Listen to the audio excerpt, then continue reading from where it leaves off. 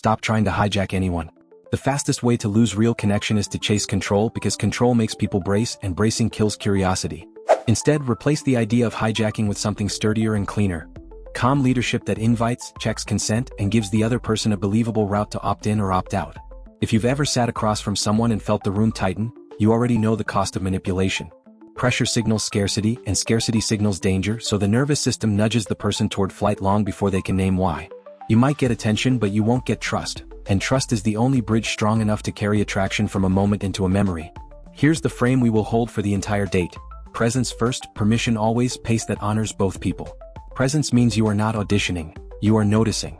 Permission means you make space for yes, no, and not yet without making any of them expensive. Pace means you move like a good cross-country skier on a blue trail outside Nordmarka, conserving energy, gliding with small adjustments, never lunging at the hill as if force could make snow cooperate. Think of it like the quiet order of a fjord morning, where the water doesn't force your reflection to appear.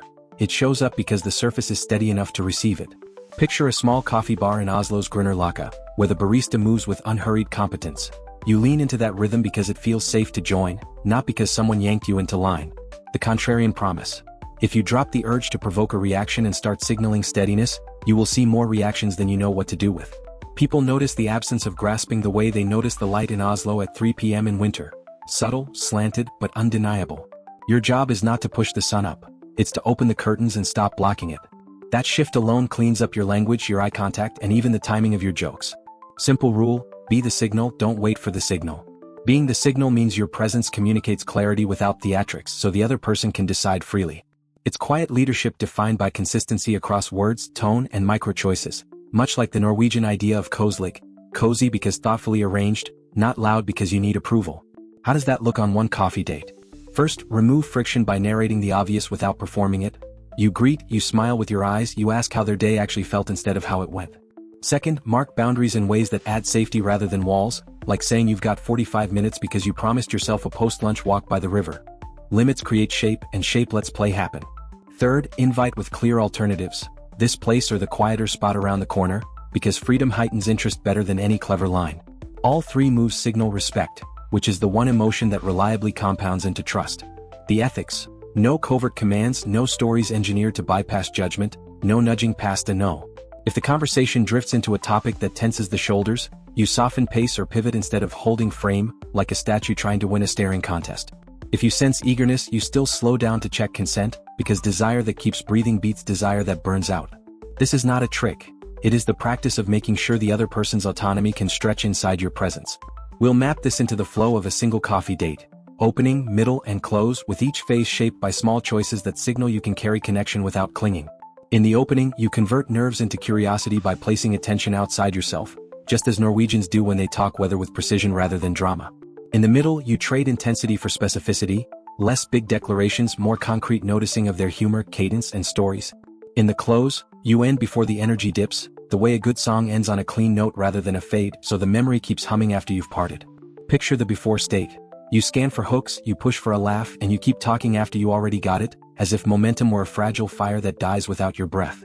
The other person nods, smiles politely, and feels an invisible hand on their back steering them toward a door they didn't choose. Now the after state. You let the moment bloom and then land it, like placing a cup on a saucer without clatter, and the quiet becomes an invitation instead of a vacuum. In the before state, you mind their words for leverage and mirror too tightly so the rhythm feels uncanny. You answer a story with a bigger story and call it chemistry, when it is only velocity. You lean forward at the wrong times and frame pauses as problems to solve rather than space to enjoy. In the after state, you mirror loosely, you let their small story stay small and specific, and your lean is an answer to their body rather than a bid for approval. Notice how the results diverge. Pressure creates short spikes of attention and long tails of doubt, and doubt is what people remember when they are alone later, washing dishes or riding the T-bane home.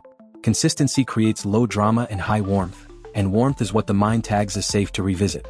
Think of the way a soft light pools on winter streets in Tromsø. It isn't intense, but you keep noticing it because it makes the cold less sharp.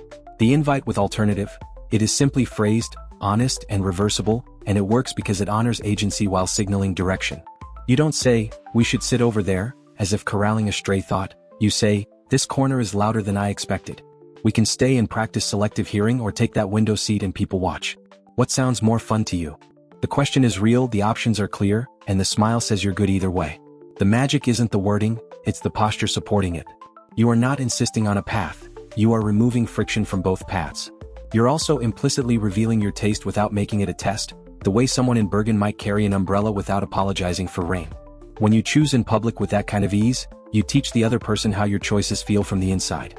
The value pause. When something lands, a laugh that crinkles the eyes, a confession that shifts the air, you mark it without spotlighting it to death. You say, "That was lovely," and let silence carry the compliment further than any speech could. Then you pivot to the next beat, perhaps asking how their grandmother made waffles on Sundays, and the emotional echo does its own work like a bell fading over water near Acre Brig. The value pause does three things at once. It rewards openness without demanding more, it frames the moment as ours rather than mine, and it proves you can handle intimacy without turning it into content. Many people have learned to fear that warmth is a trap, so gentleness plus timing resets that expectation. Done well, it resembles the Norwegian fondness for not filling every inch of conversation, trusting that shared presence is already a form of talking. Test both tactics. Before, they mention a tough week, you pounce with advice, coffee cools while they retreat. After, they mention a tough week, you nod, name the feeling neutrally, invite with alternative by proposing the quieter table, and value pause after their small exhale. Nothing dramatic happens, and that's exactly why something real happens. This is where implied control transforms into visible stewardship. You are no longer nudging emotion to stick to you, you are making it easy for good emotion to arise and become time-stamped with your presence because your choices keep adding oxygen. If the date were a small cabin near a lake in Ostfold, you would be the person who stacked wood earlier, lit the fire softly, and left the door open to the evening air. People don't want to be hijacked, they want to feel safe enough to lean in of their own accord. High voltage ready to master these techniques? Subscribe now to get advanced strategies for creating magnetic, conscious connections that feel effortless and authentic. Don't miss the complete framework. Start the first scene before you even sit because arrival is a message. You spot the line curling toward the counter and catch their glance with an easy grin that says this will be simple. You offer the invite with alternative by suggesting the bench near the door while you wait or the patio where the air moves, and your tone makes both sound like small adventures. The rhythm becomes the point, like stepping from slush to dry stone outside a cafe in Stavanger, and the simple choreography tells the nervous system that this will be light on friction. When the server waves you forward, you keep the tempo steady. You ask for their drink preference and add one detail that proves you listened earlier, perhaps the cinnamon they mentioned in a prior chat, and you keep your gaze relaxed rather than scanning the room for social fuel. When cups arrive, pause one breath longer than habit, placing mugs carefully so the clink is gentle. You're building a corridor of small permissions, the way a tram glides along its track past the brick buildings near Bislett. The middle scene begins at the table, and this is where people usually overreach. Take the smaller story and let it be small, asking a question that narrows rather than inflates. Something like what the office smelled like on the morning of the deadline or how the sunlight fell on their desk after the first snowfall. Specificity bypasses performance, and performance is what makes people compete instead of connect. When a laugh lands, use a brief value pause and let the warmth travel, like the glow of a candle in a cottage window on the way to Sognsvann. Then you do something decisive and kind. You mention you have about 20 minutes before your promised walk, so you propose a microshift, perhaps moving to the high stools by the window to watch the trams. The time boundary adds shape to the moment, which paradoxically relaxes the both of you because nobody has to manage the fear of overstaying. The move is small, but it proves you can steer without clutching, and they learn what it feels like to be led in a way that keeps their autonomy intact. The final scene happens after goodbye, and it is where consistency either keeps singing or goes silent. An hour later, you send a message that recalls one precise beat from the date rather than summarizing the whole thing, perhaps the way the foam left a leaf on the lip of their cup or the tiny creak of the window hinge that made both of you smile. You pair it with a simple, reversible invitation for another day, like a short walk along the Akerselva before the next cold front, and you give them a clear opt-out without penalty. It reads like a continuation, not a test, which is how trust turns into momentum. Common snags do appear, and you handle them by returning to the rule rather than inventing drama.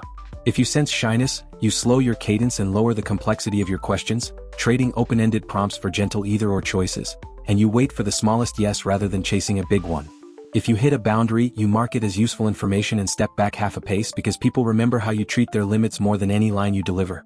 If they seem indecisive, you reduce options, not pressure, the way a good guide in Lofoten watches the clouds and picks a calmer trail rather than insisting on the steep one.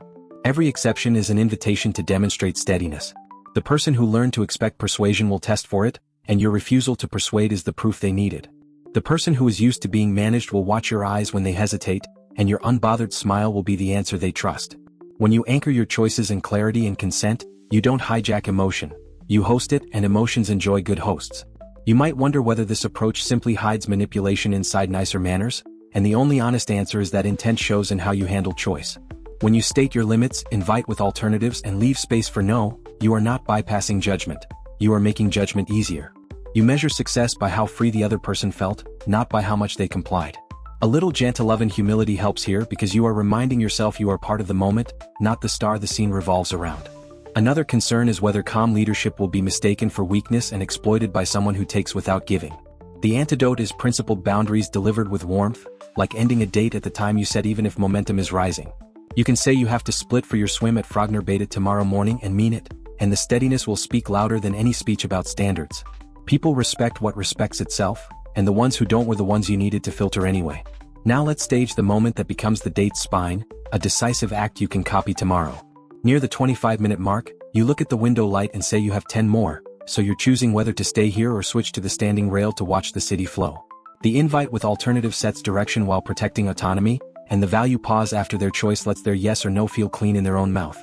This is not theater, it is stewardship, like keeping the path clear after snowfall so walking together is easy.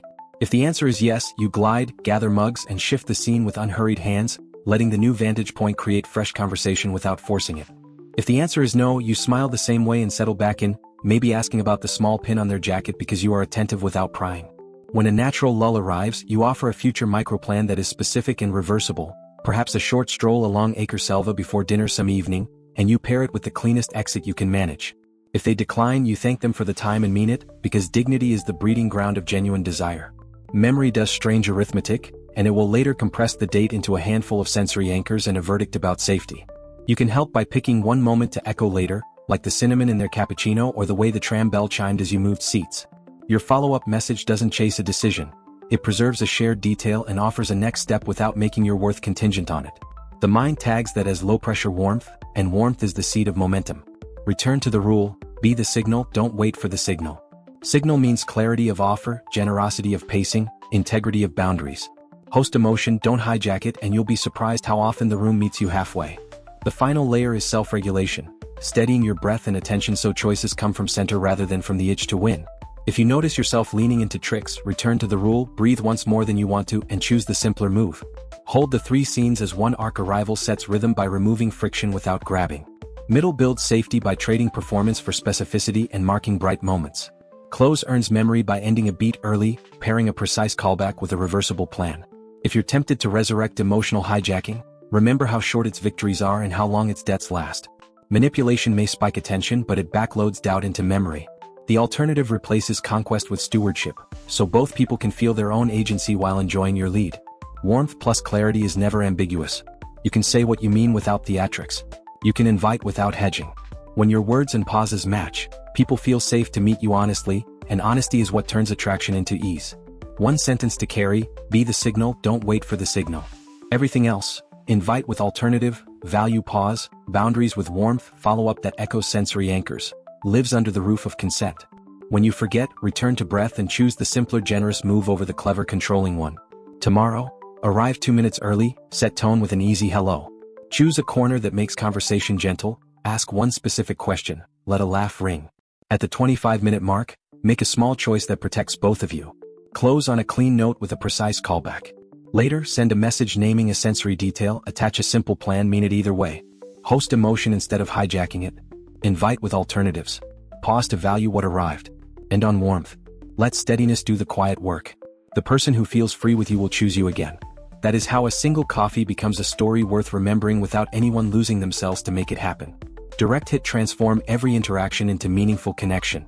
Subscribe now for exclusive insights on conscious dating, emotional intelligence, and authentic relationship building. Your next coffee date will never be the same.